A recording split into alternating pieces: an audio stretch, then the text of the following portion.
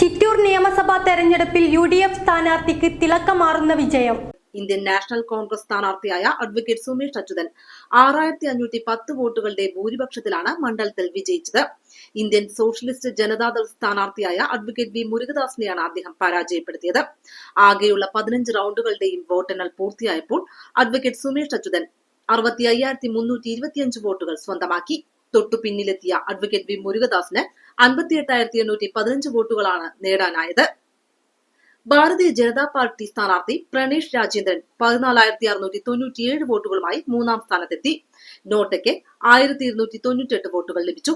സ്ഥാനാർത്ഥികൾ നേടിയ വോട്ടുകളുടെ പൂർണ്ണ വിവരങ്ങൾ: അഡ്വക്കേറ്റ് സുമേഷ് അച്യുതൻ 65,325 വോട്ടുകൾ, അഡ്വക്കേറ്റ് വി മുരുകദാസ് 58,815 വോട്ടുകൾ, പ്രണേഷ് രാജേന്ദ്രൻ 14,697 വോട്ടുകൾ, മുരുകദാസ് പി 6,984 വോട്ടുകൾ, നോട്ട 1,298 വോട്ടുകൾ, NSK പുരം ശശികുമാർ 408 വോട്ടുകൾ, സുമേഷ് സി 261 വോട്ടുകൾ.